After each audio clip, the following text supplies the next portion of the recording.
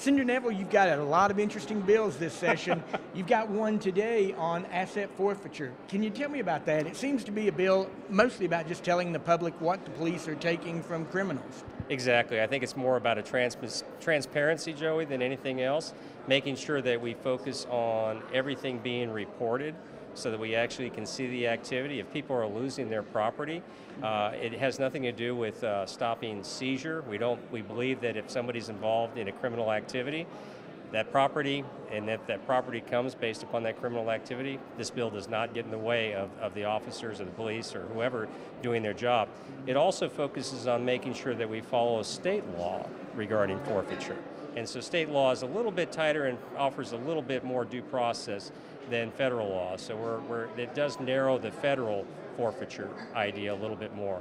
And since we're the legislature, we believe in the 10th Amendment. We believe in states, have that jurisdiction. So we feel that's a good thing. So it's an accountability bill then, and what problem specifically is it trying to address? Well, I think it's trying to address some of the issues that people have. First of all, not understanding what happens if they do have a seizure, and then also I think make sure the legislature understands what is being seized, where that property is going, how it's being utilized. So it's also a good governance bill.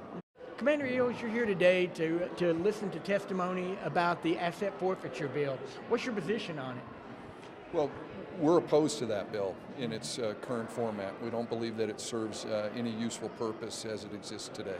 Why is that?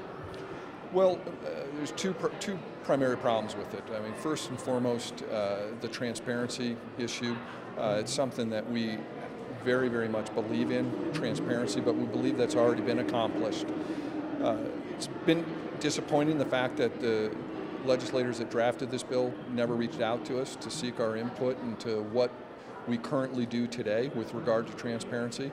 But much of the information regarding assets is already readily available.